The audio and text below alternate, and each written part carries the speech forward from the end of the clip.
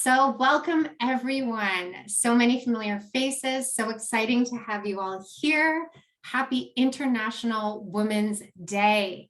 We're here to celebrate. We are also here to recognize, acknowledge, listen to voices and experiences. And we're also here to keep the momentum going forward towards equality, as Stella was just mentioning, the gender pay gap and so many other areas. And that's why your voices are so important. So just a little background of what's going to happen. I'm going to do a very quick intro, and then we're going to get on to all the amazing speakers here and hear about their experiences and also some of their wisdom. Maybe a few of them might share a challenge with you as well. Each speaker is going to have 4 or 5 minutes and or longer if they need it. And then we're going to leave the discussion till the very end, just so we can go through all the speakers. However, I do invite conversation, questions, ideas inside the chat. So please feel free to do that all throughout. I will be monitoring it and bringing things up after each speaker. So would love to hear all your ideas there. So you may have already heard, we've already seen the poses all through social media, that this year's theme is Break the Bias. And I know we all know what it is, but I think it is important to revisit the definition of bias. And bias is a prejudice either for or against a person or a group of people in comparison to another person or group, and it is often done in an unfair way. And what I want to bring up is that biases exist in all different forms, and we're talking about biases against women tonight, but there are biases between male, female, both ways. There's age biases, so the old to the young to the old. There's personality biases, it could be introvert to extrovert and vice versa. And even a specific trait, we could have biases towards masculine traits versus feminine traits. And these biases can sometimes be unconscious, sometimes they are not unconscious, but let's go with that most of the time they may be unconscious. They could be unconscious for me or you, and all of us have experienced it, and all of us maybe have had an unconscious bias at some point. And that is exactly why we're here today, because your voices, your experiences are going to shed awareness and light on what these biases are and how they are experiences and the impact of them. And so with biases live on when people are unconscious to them, when they are unaware. They live on when they're unvoiced, and they also live on in power or patriarch environments. So our voice, your voices, are the most powerful tool we have to raise awareness, to make them conscious rather than unconscious, and it's our powerful tool. And that is exactly why we're all here. And so I want to just share a little bit of a story, because I think we need an approach of how can we use our voice and how do we approach this. So I wanted to quickly share a story about when I was 19. I had it in my mind, hey, I've got to take a self-defense class. And so I did. A friend and I went, we learned all the power, how to get out of locks and all these different things. We're feeling all good. We're at the end of it. And at the very end, we see this board at the front of the room on these bricks. And the instructor informs us, you are all going to have to break the board. So at 19, never been in the boxing ring, not really aggressive person. I'm looking at the board. We're all looking around going, are you going to break it? Am I going to break that? Can I break it? And one courageous person goes up to the front of the room and decides to be the first person. So our instructor gives them instruction on what to do. So they wind up, they take their hand and they go to the board, and their hand bounces off the board.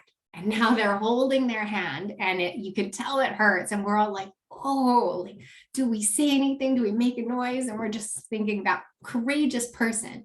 And the instructor says, so this brave person went first. And now I'm going to give you all these tips of what to do. And these tips are what I think we need to do too. And he said, if you vision just going to the board, you're never going to break the board. You have to see beyond the board to the floor. And the only way you'll break it if you look at the floor and you go to the floor, not the board. He said you have to use momentum, just like we are from this event. You have to use your momentum. You cannot have fear, hesitation, or any doubt. You use that momentum, use all your strength and power, and go through it. So one by one, we all went up after that first person. That first person went again too. And one by one, every single one of us broke the board. This is how I think we can also break the bias. We need to have vision beyond the baseline of just that bias, just our bias. We need to have vision to moving all of us forward. We need to not hesitate, and we need to have the power and strength in a meeting, wherever we are, to use our voice and put the bias on the table in front of people, make them accountable, and have that courage to put it out there where it is conscious, people are aware, and they now have to face it. And I know we can take today from all the stories you're about to hear and take the momentum going forward. So now we get to hear from our incredible speakers, and for all our presenters, I'm going to call your name. Maybe you can just mention a little bit of background of yourself if you want to share, and then you are all going to share an experience or story that you want for us. So you'll have about 4 or 5 minutes, and not to worry if it goes a bit over. And so we are going to start with the lovely Stella Lee. Thanks, Jody. Hi, everyone. Actually, can I just kind of go against what Jody asked? Can you guys unmute and interact with the session? Because it's not a big group. And in a live session, I can't mute people. So it feels more natural, even if you guys are just doing, yes, agree, or something, even like nodding, like it's so nice. I know Charlotte is laughing at me because she's my friend as well. No, but so work with like whatever it's comfortable for you. Feel free to mute if that's what's comfortable, and also feel free to talk and feel free to type in your in the chat as well. So my name is Stella. I know Jody because she was my business coach, much valued when I first started my business. I met her because I got to the point of my business whereby I was like, oh, I like some guidance. And I've been working 8 years now for myself. I'm trained as a computer scientist. I consult internationally, primarily in educational technology and digital learning space. So I would do anything for Jody. So she asked if I can talk a little bit about my experience. I don't really know. It's actually really difficult. It's not a technical talk, so I really have to think about it. So today I really want to share with you, and this is a good challenge because I thought about, okay, what is it about biases that's, difficult to tackle? So I don't want to talk about like the more obvious thing, like, yeah, we all know about discrimination. We all know about conscious biases. We know about even unconscious biases and prejudice and all that stuff. But what I want to talk about is what is known as the positive stereotype. Have you guys heard of that? Yes? No. No? Okay, so stereotypes, you know what it is. We make assumptions, or we have some sort of preconceived belief about a group. So when it's positive, it's sounded kind of good, because positive stereotypes are Asians are good at math. Black people are, fast runners. Women are nurturing, and we are good with working with other people, and we're much more collaborative. But have you ever been on the receiving end, or have you ever given a positive stereotype statement? It sometimes it's kind of disguised as a compliment, and I do it too. I'm also guilty of it. I don't realize it, but it's problematic. And why is it problematic? Because First of all, I think it's hard to unpack that. And second of all, it dehumanizes you, right? Instead of saying, oh, wow, it undermines what I personally accomplish as a person, instead of saying, oh, you're good at X because you're Latino, therefore you're good at dancing. Oh, you're a woman, of course you can work with other people. Of course you can multitask. That's another one that kind of pisses me off all the time. There's no such thing as multitasking, as research has suggested. And the other trouble with that is often either you feel like you have to live up to that, or if you don't, you felt like you let your group down, right? As a woman in STEM, I always like to encourage other women to consider that as a viable field. And other people say, oh, it's okay, girls are not naturally good at math. And what does that say? Like it generalized that, but then also I would say, oh no, that's not true. I love math. I've had this occasion to express, my enthusiasm about the industry, and they're like, oh, that's because because you're Asian. Of course you would be. So it kind of it's kind of like, okay, are you undermining my effort in studying a technical subject, or does it mean, oh, you don't count as a person? So the research that suggested actually makes you angry. It actually makes you annoyed, instead of, when supposedly if people pay you a compliment, you feel good about it, and it doesn't feel good. And then you kind of feel bad about it because you felt like, well, maybe they didn't mean it that way. It's harder to unpack because if somebody's overtly discriminating against you, if somebody's overtly having biases in you, you can respond. You can kind of make sense of that. And that's why I find it so difficult when it's a positive stereotype in responding that. Did you guys have any thoughts or comments on that? What's your experience? Anybody wanted to share? And I also wanted to challenge you and challenge me as well to kind of step back and pause and think about, are we really complimenting someone, or is there some underlying things going on?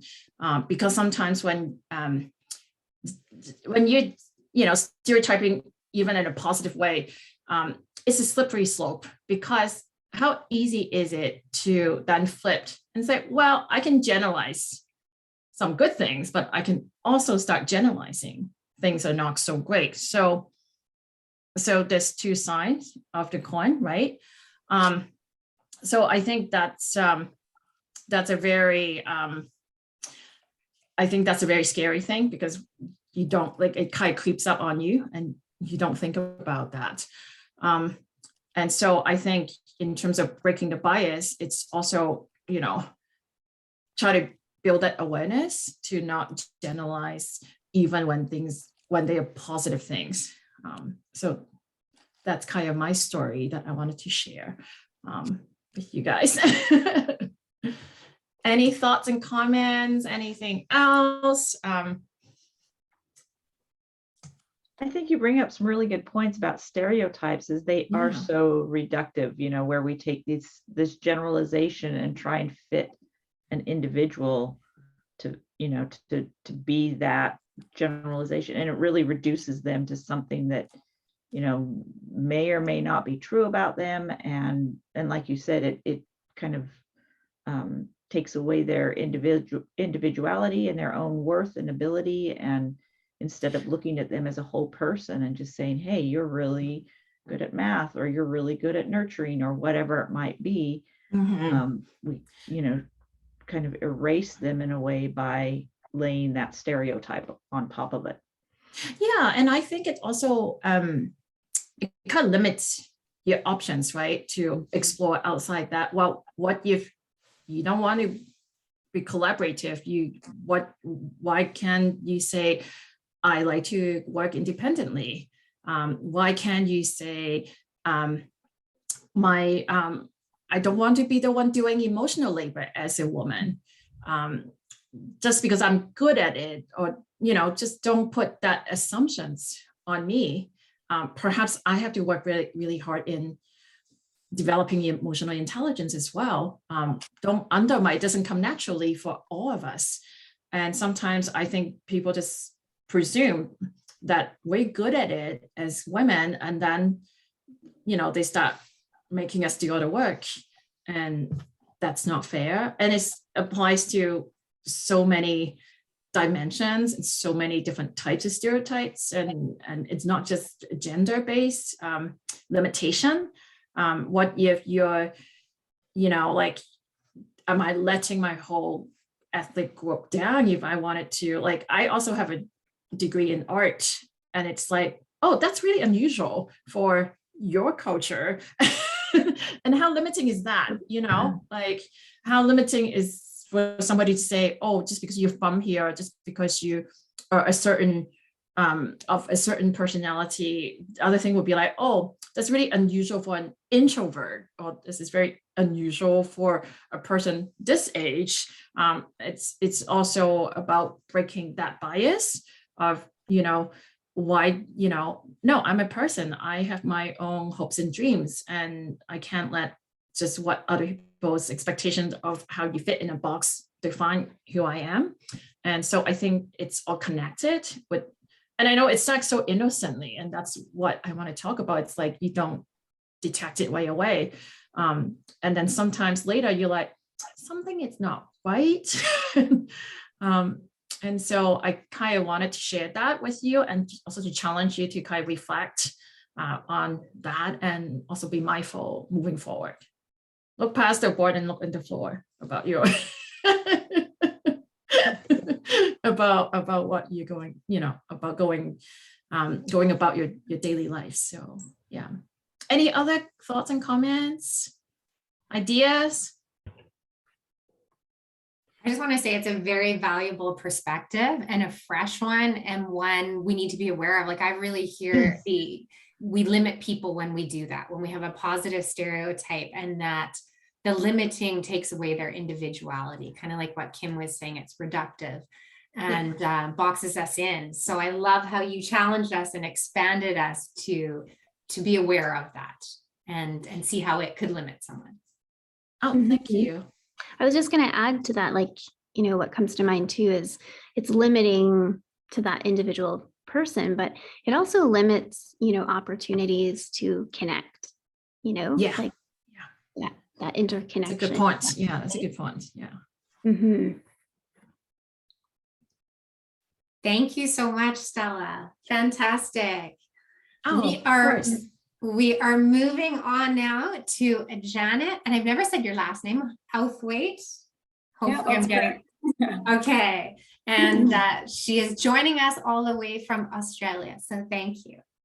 No worries. Thanks for having me. So I have been working as an engineer for the last 10 years, specifically process engineering. And the story I want to share with you today is actually how I've ended up starting to work with Jodie roughly about since the last month now. And it's about a bias that I've experienced in performance review feedbacks that I've had from mostly male, but also one female leader, that I need to be more confident. So I think that's a bias towards extroversion and strong characteristics like being bold and aggressive. And that's really impacted me on a personal level when I was given a leadership role, and it led me to question whether or not I was worthy of that role, and whether or not I was there to meet something like quotas, for example. And so the wisdom, or I guess that I'd like to share on that, is that the opportunity to step up really opened my eyes to what I could offer. Things like care and compassion, which I got as feedback from those team members, which helped me a little bit to overcome that internal battle of whether or not I was worthy for this role. Although I still do struggle with confidence more broadly, but the opportunity to step up did help me challenge that belief, and I hope to continue to challenge that further, working with Jodie and shift those perceptions of myself authentically without having to change who I am, without having to be like a really loud person or anything like that in meetings. So I think that speaks to trying to take those opportunities to help and show yourself that you can face adversity and strengthen and grow from it. And then the asks or actions to help break bias, I guess, in particular for me, is trying to be the change that I want to see, which firstly involves considering what underpins my beliefs and why I'm struggling with confidence. And as Jodie's kind of tried to get me to reflect, is looking at yourself and the value that is inherent to you and that other people can't take away from you, even if you do get feedback like, oh, you need to be more like this or more like that. And then secondly, which is, I guess, kind of a bit of a follow-on from what Stella was saying, talking about, is to start questioning the beliefs that you have, not just about yourself, but others as well. So when you do experience gut feelings or make snap judgments, how you might be biased about others. Yeah, so I guess that's what I wanted to share, and I actually have to run off in like 5 minutes, although I'm a bit upset about that because I'm very interested to hear what everyone else has to say. So I look forward to listening to the recording. But yeah, thanks for the opportunity. Thank you. Anyone want to add anything to that? I think it's amazing, Janet, that you shared your personal experience. And what really impacted me is something you had said previously about it's not productive when a manager says, hey, you need to work on your confidence, and leaves it at that. And you shared with all of us here today that it actually made you question yourself when you stepped into leadership. And I love how when you flipped it around, or the people gave you feedback, that it was your care and compassion is what made you a great leader. It had nothing to do with that feedback that they had given you, and that you're working on your inherent worth. So many golden takeaways there. I don't know if anyone else wants to comment. Just listening to you talk, Janet, was like looking into a mirror. It was so unbelievably relatable. and thank you for sharing. It's really empowering. Just having that awareness that there are so many other women that are experiencing those same sensations when you're just stepping into a leadership position, which I am myself. So thank you for sharing. It was really, really, really empowering.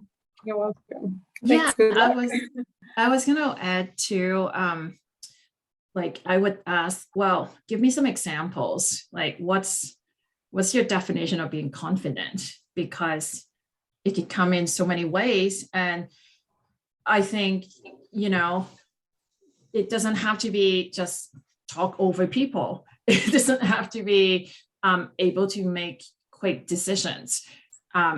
It could manifest in different dimensions. So I would even challenge your manager and okay, give me some concrete examples of how do you define confidence? And what is it that I concretely, what do I need to work on? If you're working on something abstract, you need to break it down into concrete, tangible items, right? I think, it's almost like you get pulled into the dichotomy of, oh, you're not confident, or you're too aggressive now, So yeah. So I see both ends of the spectrum, whereby if you are confident, if you put yourself out there, you dare to voice your different opinion in a meeting, then you're also perceived as aggressive. As there's a research on women leaders' likability and power are reverse correlation, right? The more confident and powerful you are, the more people dislike you. So, you know, also aware of there's all these kind of things at play. And I guess what I'm saying is like, don't take it upon yourself. It's not, you know, it's not something you can resolve all of that. Like, yeah, I think it doesn't hurt to always build your confidence. And I think it's a good personal development goal, but also recognize that, well, when you become confident, then people might have issues as well. Very true. Some good actions there. Thank you.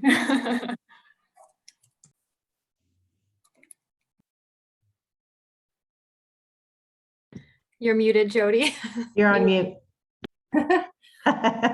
I had said thank you so much, Janet, and we're moving on to Jennifer Bolster, Jen Bolster.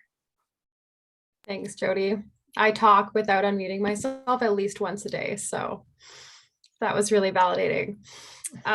So hi, everyone. My name is Jen. I'm 29 years old. I am a licensed advanced care paramedic and paramedic practice leader within the Department of Clinical and Professional Programs with British Columbia Emergency Health Services.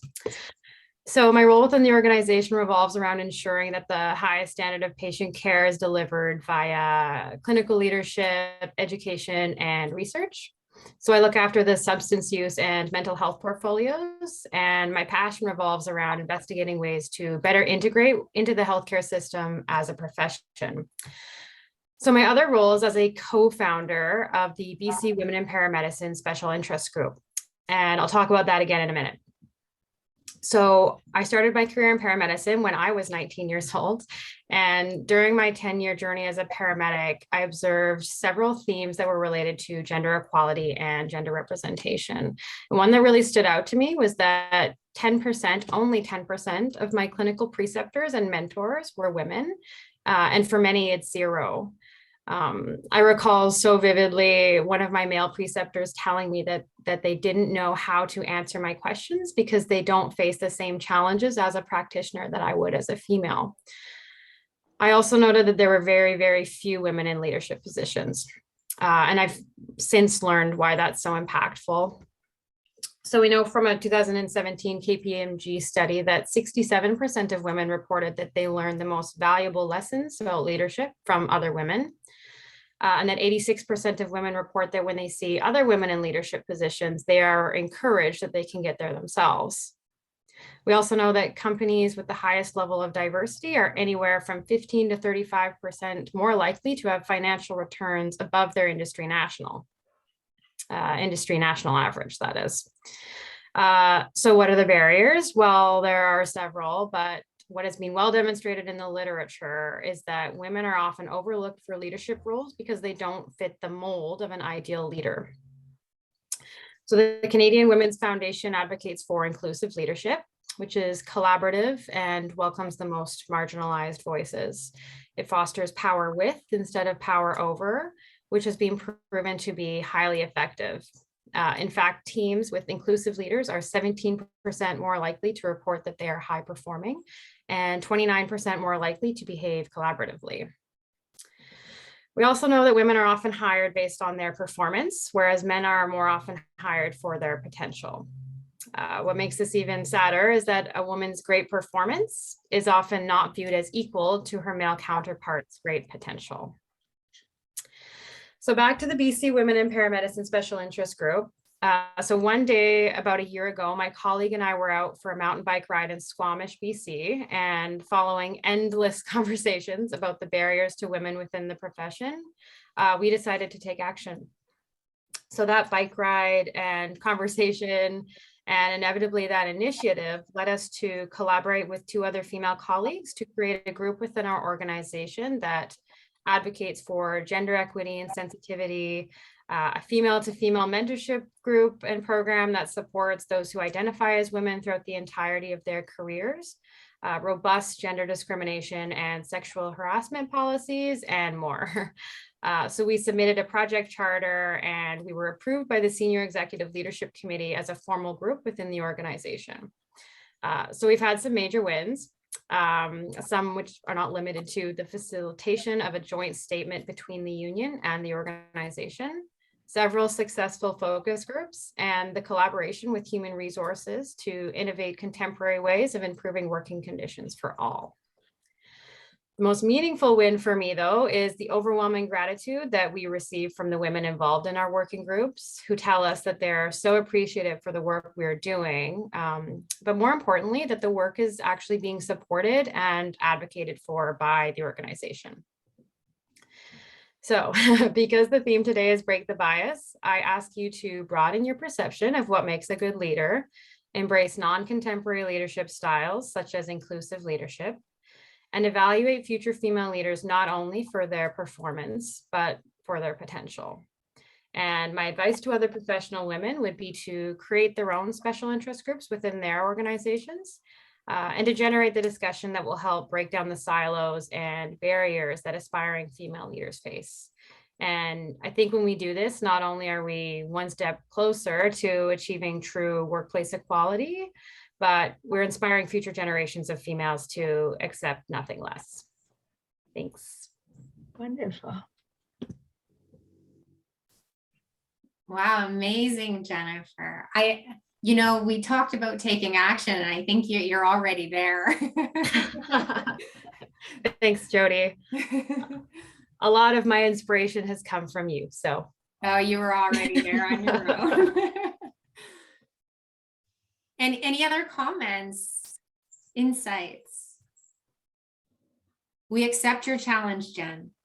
Yeah, I love how absolutely. you took the initiative and actually have done something that sounds so amazing, and to be able to see a need and go out and do something about it, it's really inspiring. Thanks, Kim. And I just want to say how impressed I am.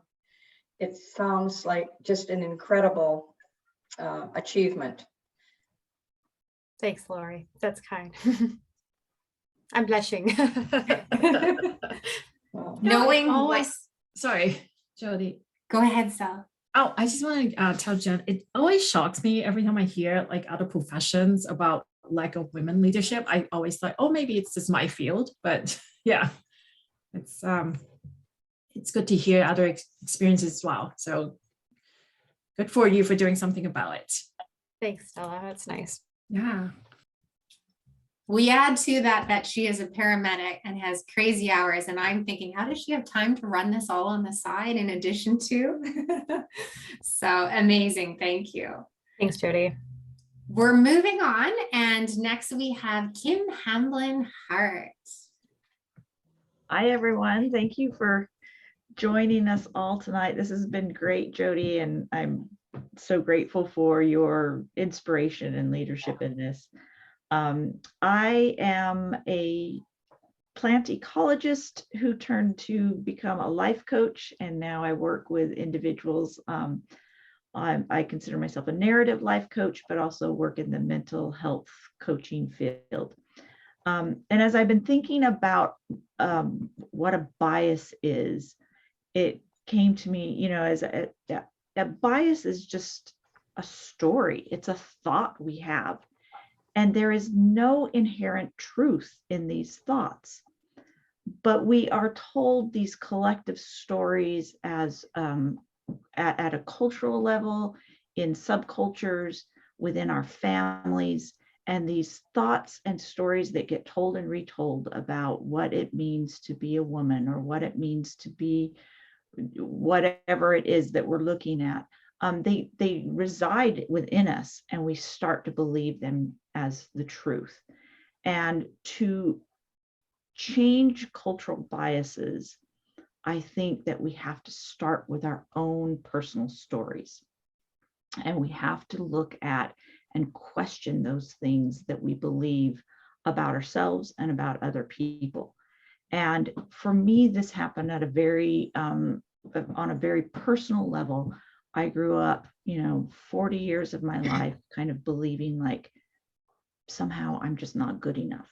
And I think really when we come down to our biases, maybe one of the core bias that we all face is this bias about not being enough. And somehow we're either not smart enough, we're not young enough, we're not old enough, we're not smart enough, or we're, whatever it is, there's always some lack that we have, that we're coming up short.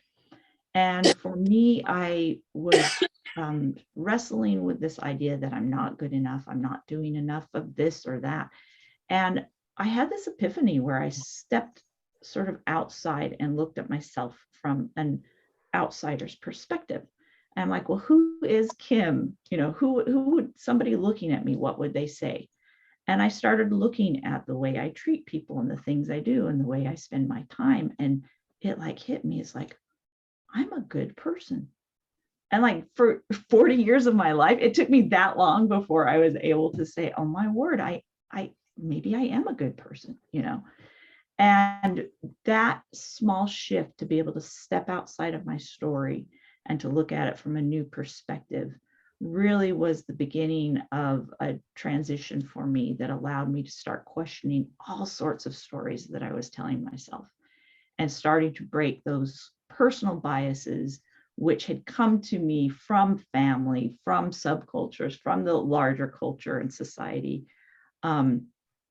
And as I've been able to rewrite those stories, so to speak, it's been empowering and given me a chance to say, to be more accepting of myself, to be more accepting of my flaws, but also of my strengths, and then to be able to share that with the people I come in contact with as well, and to accept more people with their flaws and strengths, because we all have them.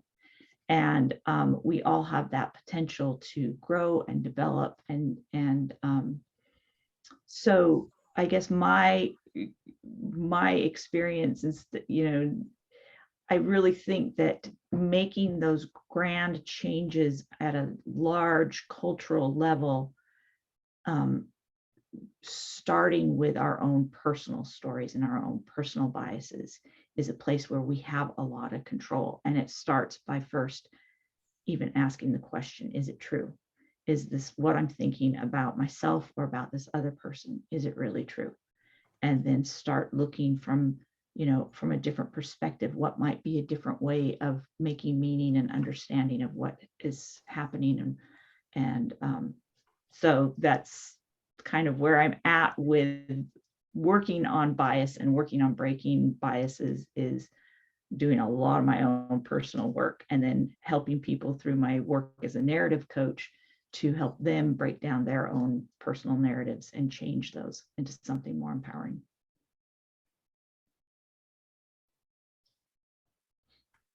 Beautiful. I love that fresh perspective of personal biases and taking ownership to go that route first. And the questions, is it true?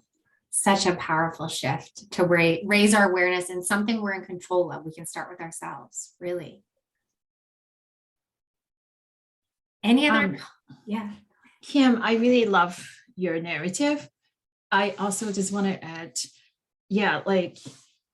acknowledge that we're going against so many things too, right? That in a capitalistic society, advertisement, it's all about creating that inadequacy in you.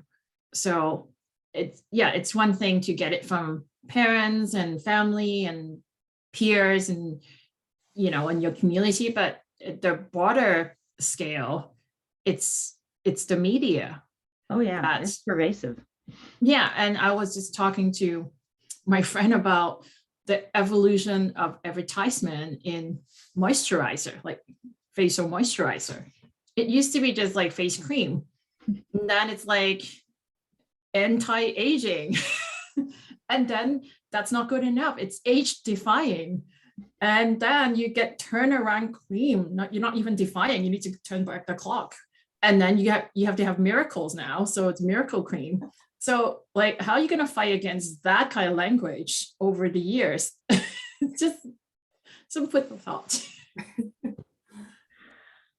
Yeah, I think it takes a lot of constantly challenging yourself and to be really aware of what words are being used and what they mean and what like who's saying them and what value are they getting from saying that, and then just really bucking the system and saying, you know what, I embrace my age, These wrinkles, I earned them, man.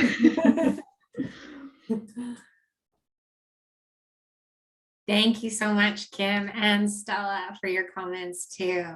We are moving over to Montreal. Lauren Dobie. No. So I've prepared something, but just before I say anything, I just want to acknowledge that Lori is my aunt. And we hadn't connected before in the last week or so, so I didn't realize she would be here, but I would like to take the opportunity now, knowing she's here, to say that a lot of my drive and inspiration in my career has come from the example that she set for me. So it's so moving along. And she is also the reason I know Jody, so thank you for that. So thank you, Jody, for organizing this, as well as inviting me to share this evening. So as I just said, my name is Lauren, and I have been working at a law firm that specializes in intellectual property for the past 6 years.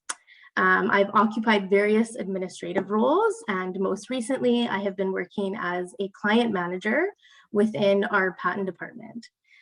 So if any of you are familiar, which I have a feeling some of you might be, with this field, in order to work as a patent practitioner, you generally have to have a background in one of the STEM fields. So although my firm has made a pretty good effort at recruiting female practitioners, especially engineers, it rests that the majority of individuals that I work with, both internally and externally, are male. So when I first got Jody's email asking if I would share something, my initial instinct was to share about one of the many times that I have experienced communication bias from my male counterparts. But while reflecting, I actually recalled a situation that I witnessed in my early days at this firm, which I believe is a great example of how women must speak up and support one another if we want to continue to break biases. So the situation I'm referring to is one where, simply put, a female colleague in her early 30s, which is the age I am now, was asked by 2 female superiors to change the way that she dressed because she, quote, made the men in our office feel uncomfortable. So I'm sure you are all mortified at this comment, as am I. But what's even more mortifying for me is that when I think back on when I first heard this gossip at the coffee machine, I remember thinking that it was a totally valid thing to ask. And now looking back, I wish that I would have been the one to say, why are 2 women asking another woman to accommodate the men in this office? Why are we infringing on this woman's expression through the way she dresses for the sake of these men? Why is the onus always on the women to feel to make the men feel comfortable? And why are we asking this well-dressed woman to dress more professionally when the majority of the men in our office look like they dressed themselves in the dark? So the reason I wanted to share this story is because in reflecting on this experience, I realized that even as a woman, I possess biases that whether they are unconscious, conscious, or inherent due to generational factors that we grew up with, I still have an obligation to reflect on these biases and evolve, and when I recognize them, evolve them into new narratives where I am holding myself accountable, but at the same time, I am supporting women and encouraging them to grow. So that was what I wanted to share. Yeah. Wonderful. Amazing, Lauren. I love how the men are dressing themselves in the dark. I am curious if anything has changed at your workplace or if you've noticed progress since you've been there around that point specifically. Yes, I will say that this was, like I said, it was my early days. So At the time, we had a different manager of our office. So our new manager is much more vocal in things that go on in the office that are not supporting the women in the office. But I mean, also we're all on Zoom, so it changes a little bit the situation. But yeah, it was definitely, it was a bit of I've thought about this situation in recent years, not just recently. But I think recently thinking about it in the context of this year's International Women's Day, it was a little bit more eye-opening than it has been for me in the past. Yeah. And this individual, she still works in my building, so I see her every once in a while. And I've made a note to, just be kind and supportive of her when I see her. I think this is such a great example of how our biases can be unconscious at first, and then as you gain experience and other things like that, then you get to a point and you're like, oh wow, that that was a bias that I didn't know that I was participating in or had. And to be able to give yourself that grace of like, wow, I'm growing, I'm figuring things out, I'm changing, and I am doing things differently now than I would have in the past. But that's a real normal progression from having an unconscious bias come to our consciousness, and then to be able to change and develop with that. So that's a pretty astounding story too. Lauren, that's exactly how I looked at it. I'm curious, well, so. Did they have a valid point about the dress though? Like, I mean, looking back, I don't think that they did, but I remember at the time thinking like, oh my gosh, she's wearing very tight dresses. But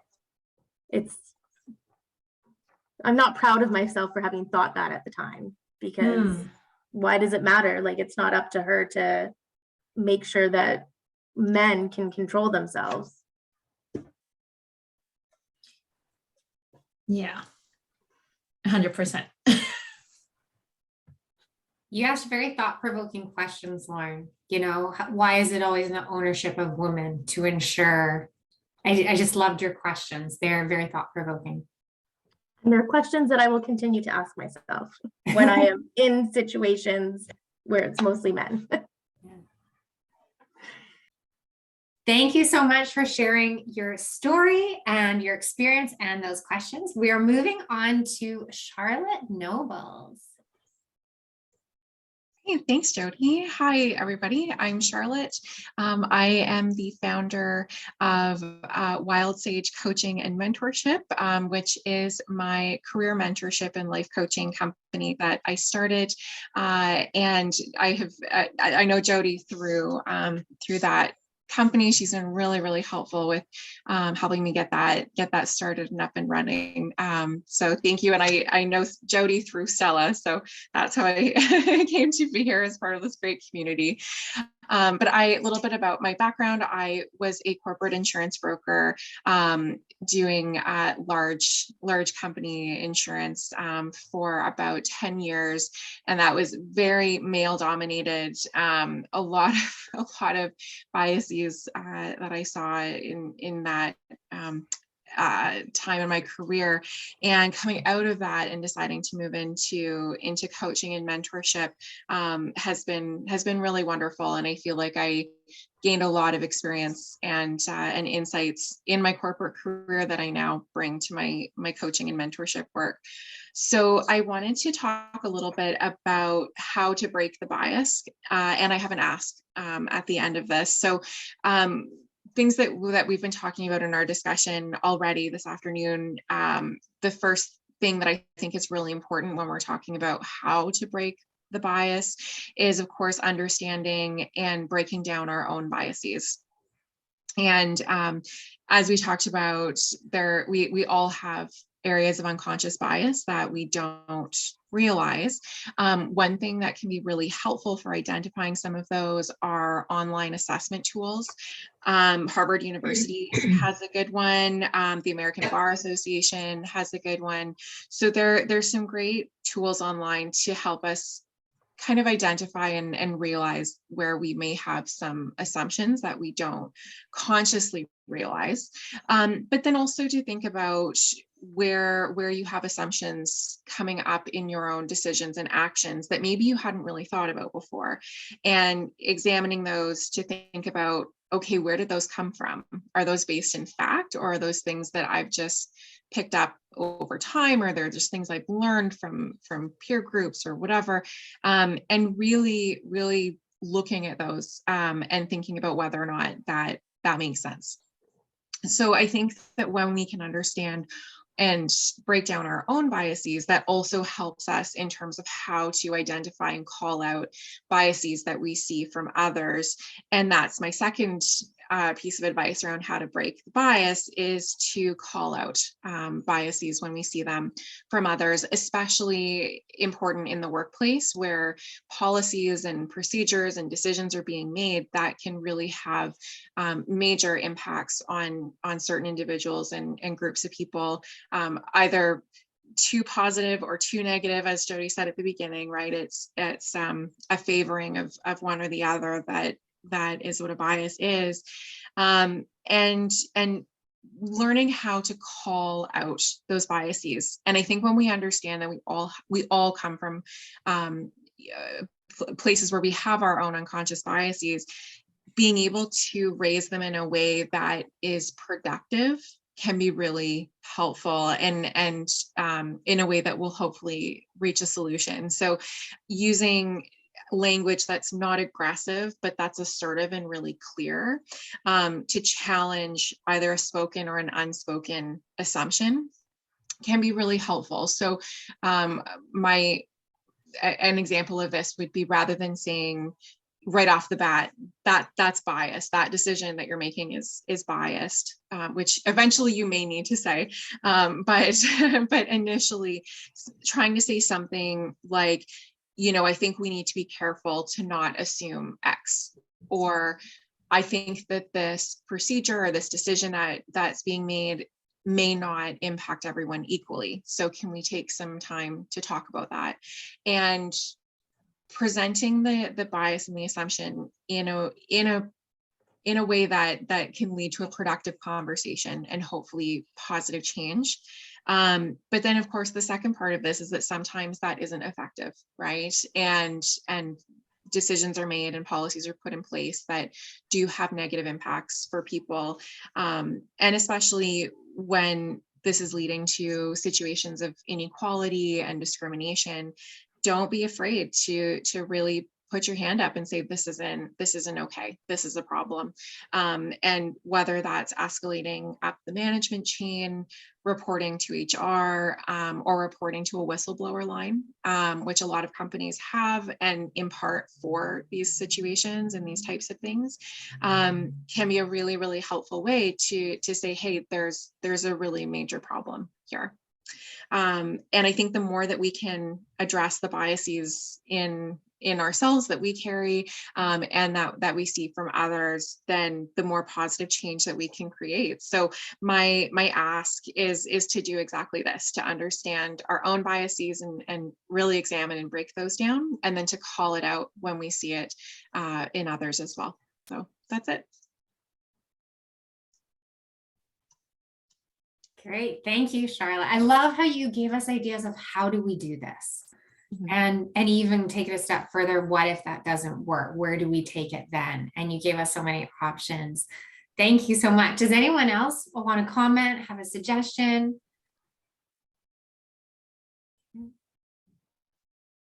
I just love that you added examples, because it's so easy to say that we should speak up, but the actual implementation and what that looks like is so challenging depending on the situation. So thank you for providing those.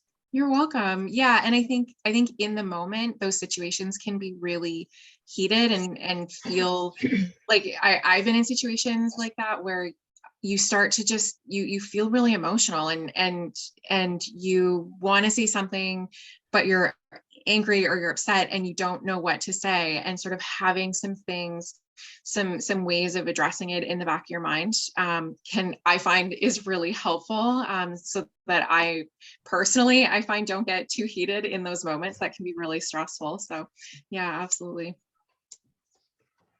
I was just going to say that I was in a situation, my work life is over, but my biases are still here.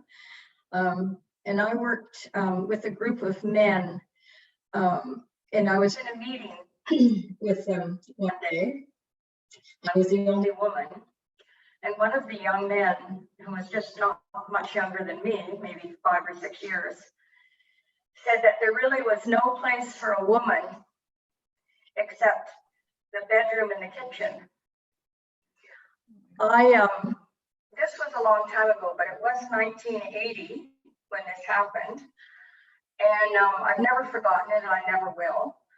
But I had the sense to go in, to walk into the other room, because I was going to strangle him or take a chair and hit him over the head. You should have.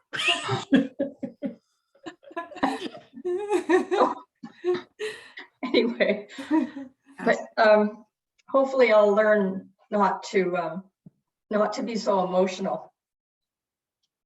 Sometimes it's granted. Exactly.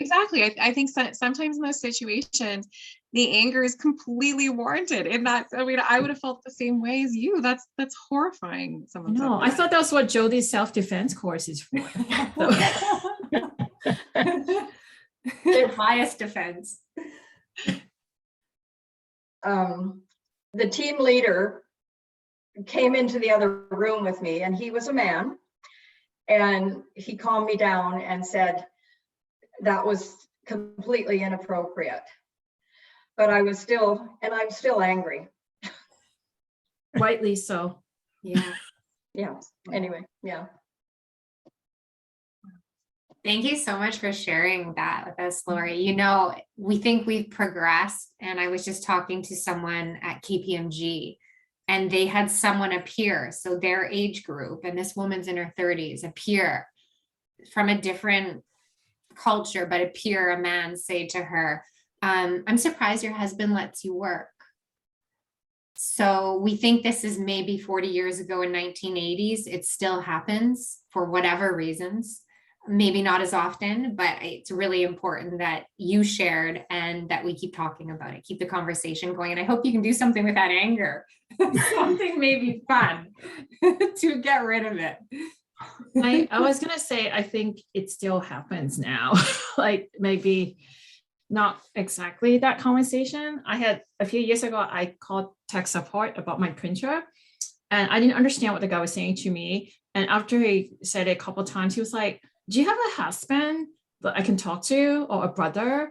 And I let him have it.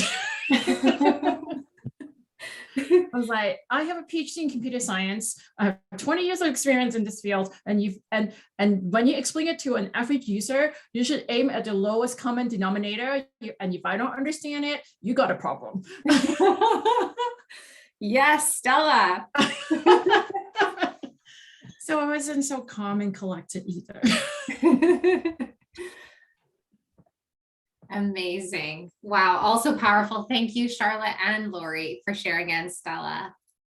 So we are moving on to Lindsay Ashmore. Hello, you guys can hear me okay? Okay, I was having some mic issues earlier. Yeah, I'm Lindsay. Just a little bit of context. My share is both personal and I'd say universal. And yeah, I think sort of grounding myself in like who I am is a really important place to start. So I'm Lindsay, and I live and work in so-called Edmonton, Alberta, Treaty 6 territory. And I identify as a woman. I use she, her pronouns. I also identify as Indigenous. I have Cree Métis background. And, you know, I work in various different environments, contexts, and spheres. I work for myself. I have my own practice. I am a body-centered or a somatic-based psychotherapist. I have a master's degree in counseling. I'm also a registered art therapist, expressive arts therapist, trauma therapist. In addition to working in private practice, I also work with an Indigenous-based agency. I have a contract supporting children involved in child welfare. And I also am I work in a pediatric hospital as a medical-based art therapist. So I kind of step in and out of various different realms, institutions, environments. And so bias and racism, you know, the impacts of patriarchy and colonialism, you know, are in my face every day. And, you know, I would say my own personal development and integration and really coming to this place of, you know, finding my voice and having a voice has been a long journey, but also, you know, one that I think will just continue. And I share this because this is a really big part of my work. You know, when people ask me what I do, I say what I just said.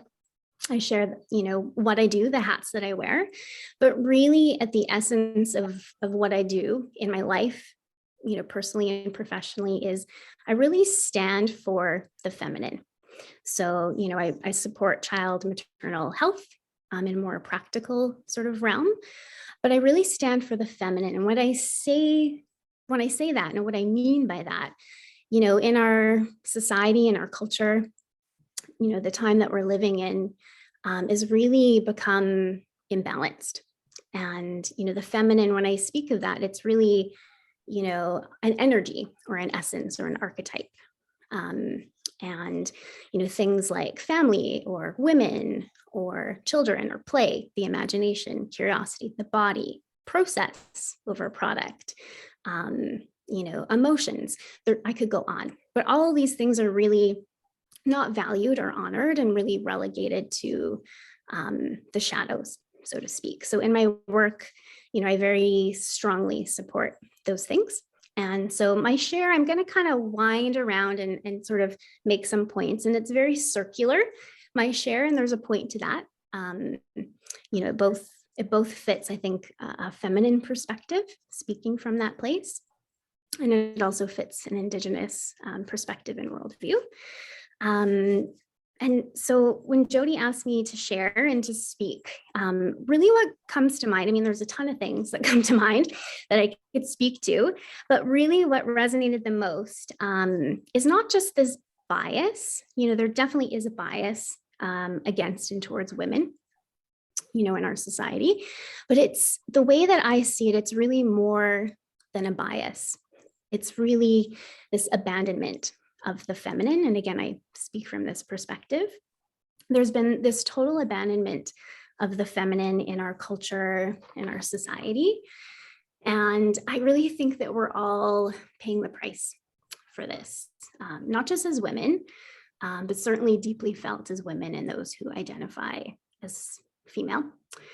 And again, when I speak of the feminine, I really speak of this as an energy or an archetype.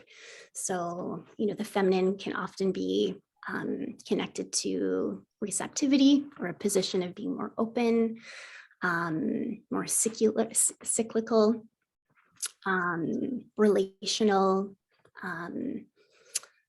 compared to the masculine, which is often associated with more logic or you know, rationality, linear thinking, more direction, action-oriented kind of energies or approach.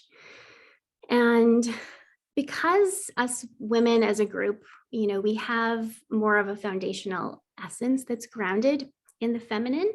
Men also hold it, as we do sort of a masculine essence. But we as women, we're more grounded in this feminine. And so we connect with it more readily and we can feel its movements more readily.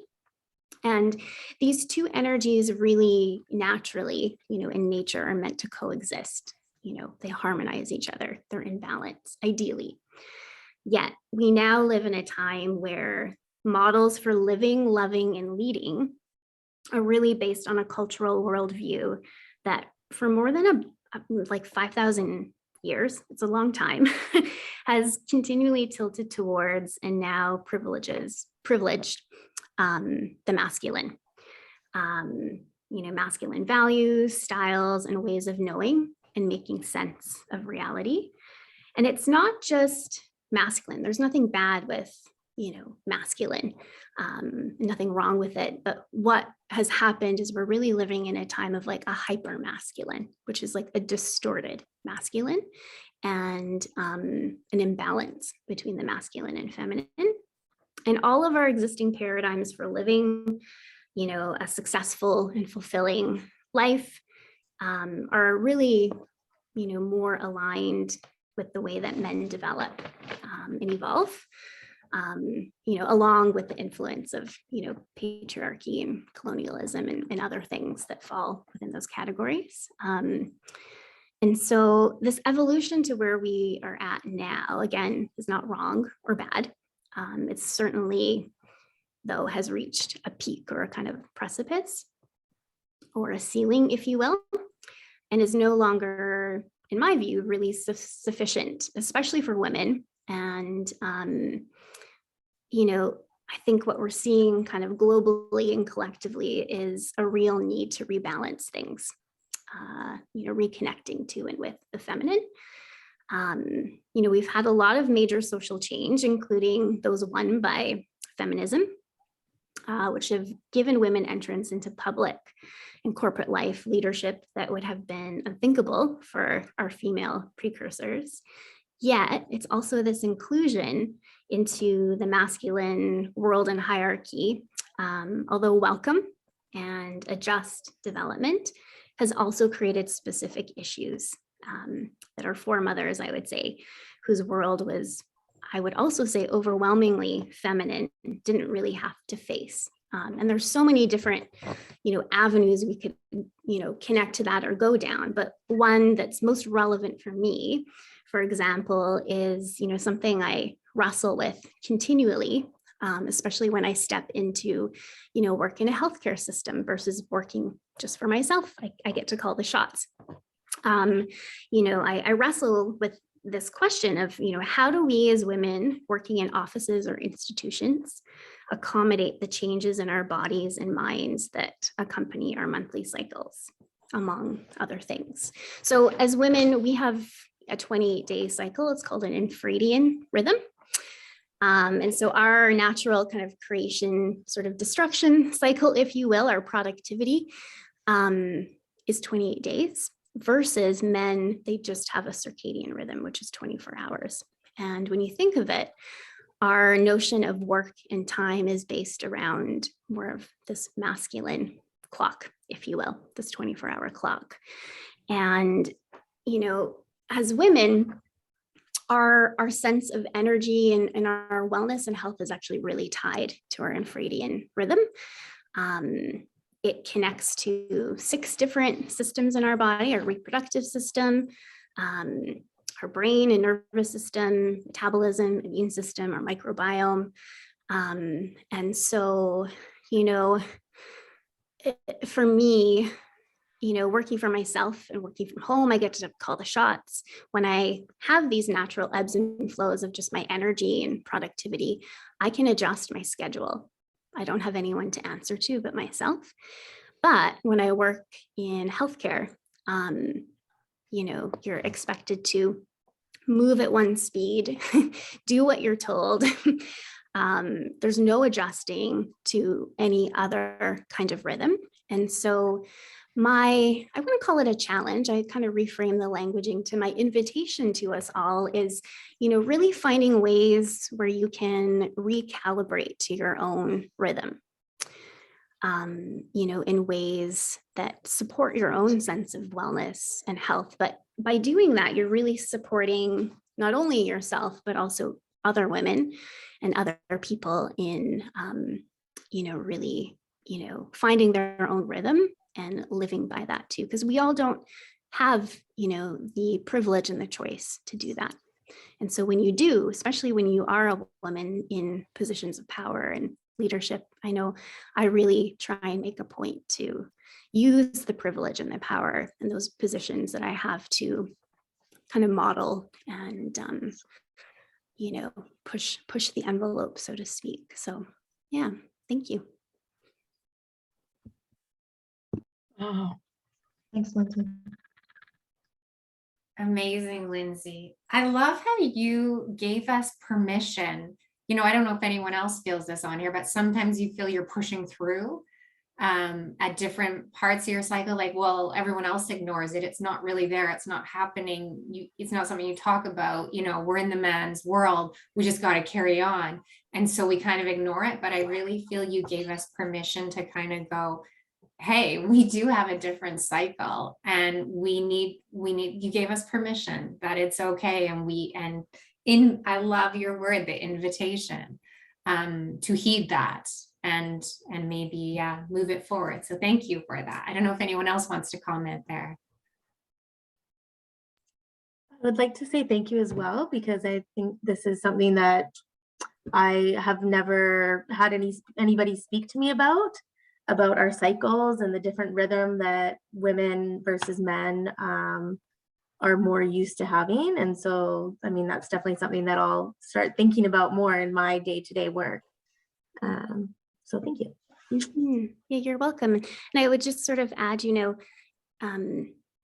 personal and it's universal. And it's interesting from an Indigenous perspective, both men and women actually follow cycles of nature, seasons, and the moon.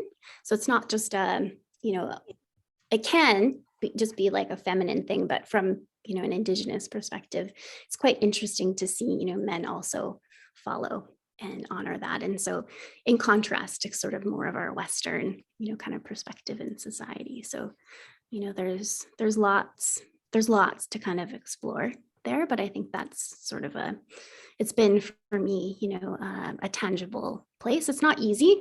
It's challenging still. But I think it's worth, kind of exploring and really resonating with your own rhythm. Have you guys read a book called Invisible Women? No.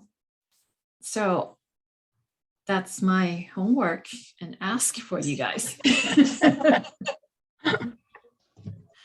It actually, I think Lindsay touched on many points about how the world is created and designed for men.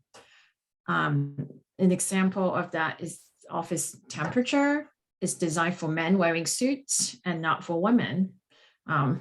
So that's why, I feel cold if I have to be in an office all day, because temperature is not set for my comfort level, right? And it goes deeper than that. It talks about government policies, urban planning, transit planning, everything else. So yeah, it's a very interesting read, and it just makes you realize, these are decisions being made. It doesn't have to be this way. And if we are in a position to challenge and push them, then we should. Thank you for the book resource. It's fantastic.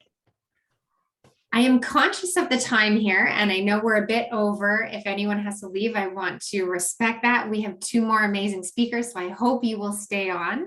And if one of those two speakers is crunched for time, please let me know, because I can put one of you first. But I just wanted to recap, Lindsay, two words you used, and then you summed it up really well. That really stood out for me.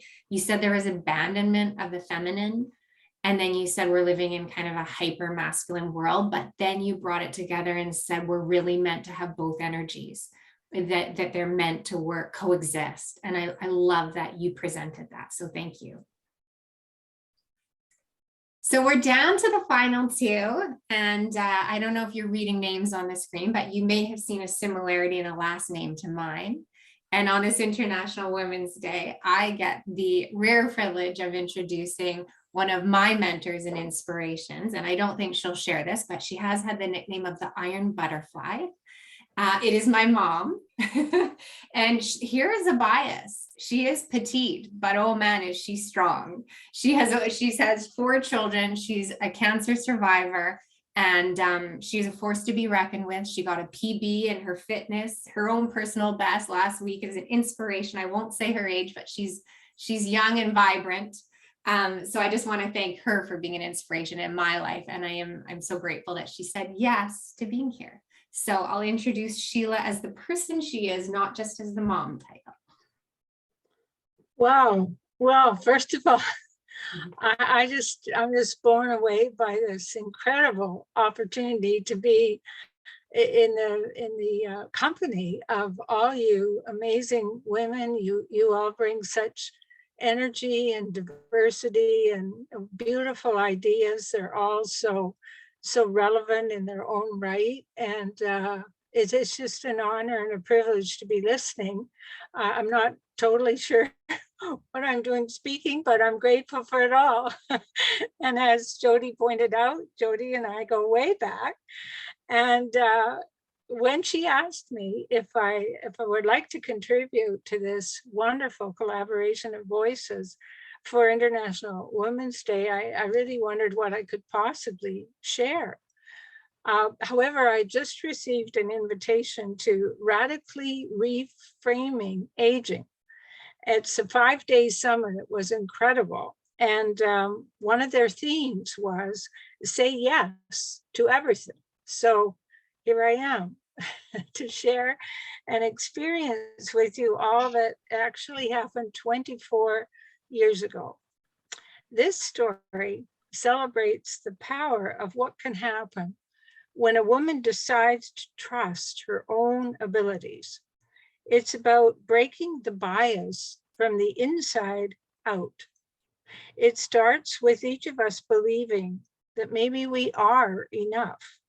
Maybe we don't need the finances or the business influence of men.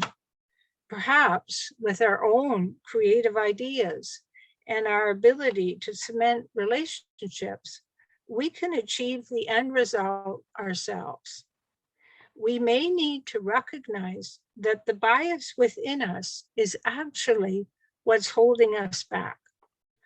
I had been the one woman in a partnership of 4, and we had come very close to successfully achieving a government contract for an exciting, innovative project dear to my heart. The 2 lead men decide to close down this part of the company and walk away from the project. They had a new vision for my partner, and they told me there was no opportunity to include me, even though they'd come to know my skills and my work ethic over the past 7+ years. I was told I could continue to use the office if I liked until I found something else. I already had an excellent business relationship with a woman at the Ministry of Education for the province who'd already agreed to this project in principle. Fueled by a failing isn't an option mindset, I met with her counterpart, the woman from the Ministry of Education in the federal government. And I asked her, what would have to happen in order to move this project forward, and promised that whatever it was, I would get it done. No one knew I was operating alone.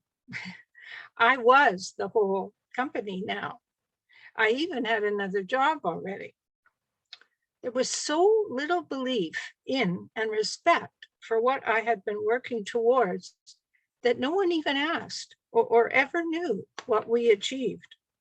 2 interactive broadcasts to 22 schools throughout the province via the forerunner of Zoom using leading edge technology. And that now pales totally in comparison to today's technology.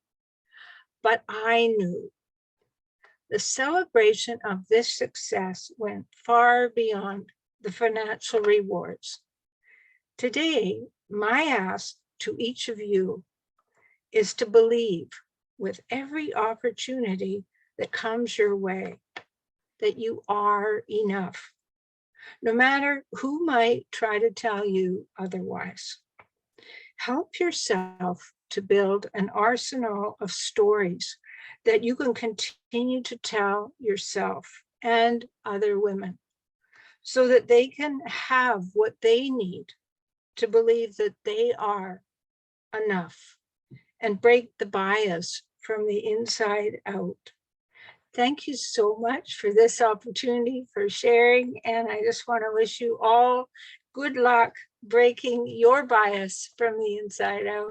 Thank you for all your wonderful sharing and knowledge in this wonderful time together.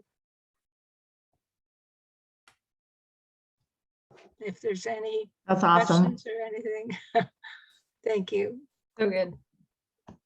I accept the challenge, breaking the bias from the inside out. We can only imagine what that's like to be mid-project, all men, and you're the one excluded, and you take the project and you continue to run with it. And they're so oblivious, they don't even ask. And you know, I love it. And I love that, you know, we talked about this, that it's your relationship skills, and all women have that seals the deal. And by letting go of the woman, not to say men wouldn't have that relational skill, but just the complete abandonment of the strengths of a woman and a boys club. So amazing overcoming the adversity there. Any other comments before we move on? No? I was just gonna say, I love that it's, you know, okay, I've been shut down here. I guess I'll have to do it on my own and go and make it happen. That's really awesome. It turned out to be the greatest gift of my whole career.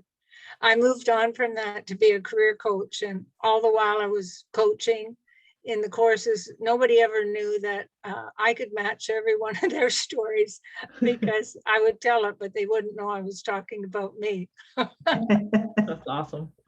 I love that you said yes to everything. That's such a, I try. yeah, no, it's wonderful. It's also a bit interesting to see like where Jody got her strength. Now we know. Yeah, Now we know. entrepreneurship and her resilience. Awesome. And yeah, it's amazing. I and get love- so much myself from her. You Thank guys you. have the same smile. You definitely look alike. We do get see the that, resemblance. absolutely. Yeah, So- and Sheila, I love what you said too about having an arsenal of stories. I think is that how you phrased it? Just of like stories that you can draw on, in to sort of help build that resiliency and that confidence. And I love that. I think that's a wonderful piece of advice. Thank you.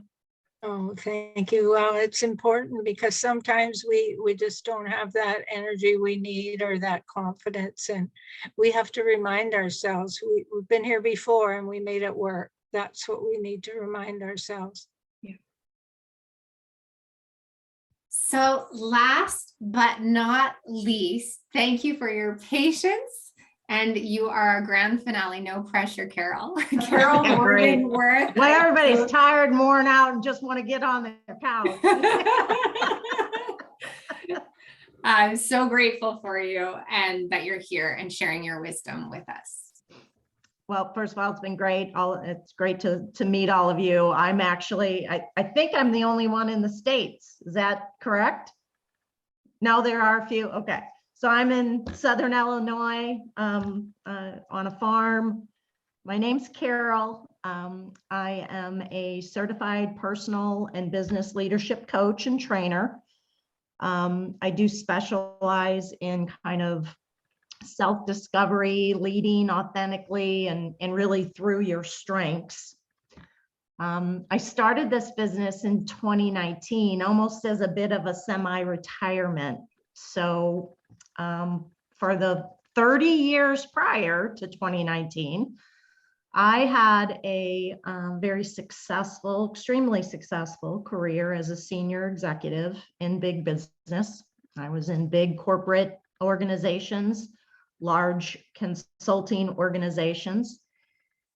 And I was in technology, manufacturing, and financial services. So if any of you know those industries, they're nothing but male dominated. I had again, an extremely successful, wonderful career, but I really throughout my whole career, started in about the early 80s. I was the only female. I was the only female in the ranks. I was only female in the leadership team. I was only female in the boardroom. I was the only female at the table negotiating. I was surrounded by men across the board. It was not easy. I was a single parent of 3 children on top of it. And I could tell you endless stories of bias. It goes on and on and on, including harassment, up including lawsuits, you name it. But I'm here to tell you that you don't have to accept that bias. You are, I love what Sheila said, you own it. You can do what you want to do. You don't have to accept that, right? It is possible, right? You do not have to accept it. So that's my personal story. I decided to kind of chuck that all. I was in a position to do that and to really move into this coaching world. And what I really want and wish for women of the world is to embrace the fact that breaking the bias starts with us. Kind of starts and ends with us, to be honest. It's all we can control. We, each and every one of us as women, really must be the first ones. We have to let go of the cultural norms. We have to let go of our fears. We have to let go of our assumptions. We have to let go of all the lies, all the stereotypes, right? All the things that allow us to choose, right? Allow us to hold ourselves back from bringing our own true, authentic selves and talents to the table. Those are choices we're making. Mm-hmm. Even those things where we allow to hold ourselves back from simply expecting equality. I expected equality. I demanded equality. I didn't ask for equality. And when I didn't get it, I either left or I fought. We must not, as women, we can't be afraid because the external world isn't what defines us. That male boss who's an asshole doesn't define us. Sorry, don't let that happen, right? That's just an outside opinion. So again, it kind of starts with us. So I wanted to bring something. Do you guys ever watch the movie Dirty Dancing? Know that movie? Patrick Swayze, whoo, love this movie. So in that movie, it's the last scene of the movie. Patrick Swayze's character, Johnny Castle. I don't know if you remember what he says. He walks into the room very dramatically over to the table where baby's sitting with her mom and dad. And he walks up, grabs her hand, looks at her father and says, "Nobody puts baby in the corner." And that line, if you research it, you know, what Johnny was saying was no one with talent should be stopped from expressing it or showing it. We must not allow our circumstances to stop us from achieving the success or shying away from expressing our true talents and the value that we know we can bring.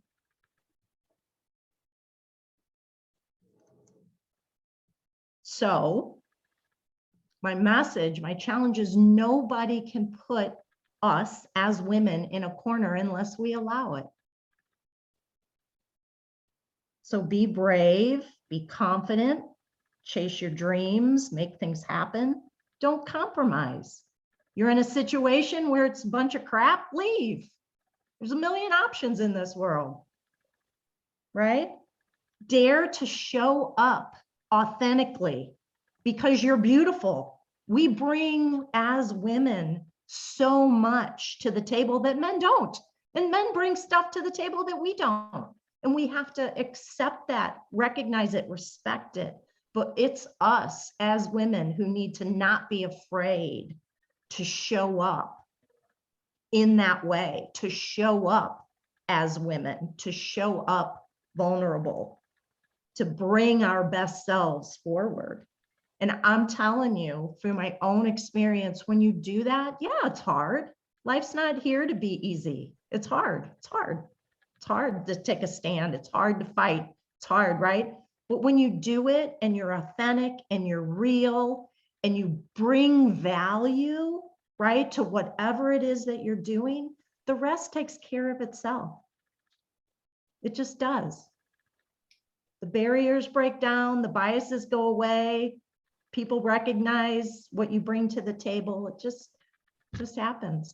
But it's courage on our part, right, to take that stand and to not allow people that are judging or trying to put you in a box or trying to hold you back because they're afraid, right? Right? It's us. We can't allow that. So that's my challenge.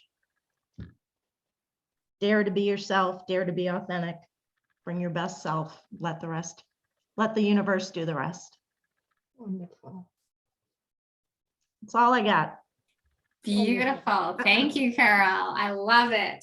A perfect finale. And what really resonated for me was you said, I expected equality. I demanded equality. And I am going to remember that no one puts baby in the corner.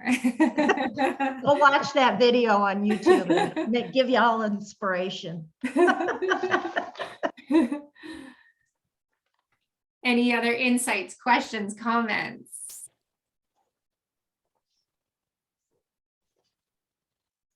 All right. I just wanted to thank all of you for being here and for all of you sharing your voice, because by having the courage to share it, by bringing your wisdom, your experiences to us, it is helping to break the bias. And in all of you, I know you have broken the bias, and I know we'll continue. So let's keep the momentum going. And thank you for all of you for your presence here tonight. Thanks for all your work getting this together, Jody. Yeah, thank you. Good. It was Thanks for the wonderful. invite. Wonderful.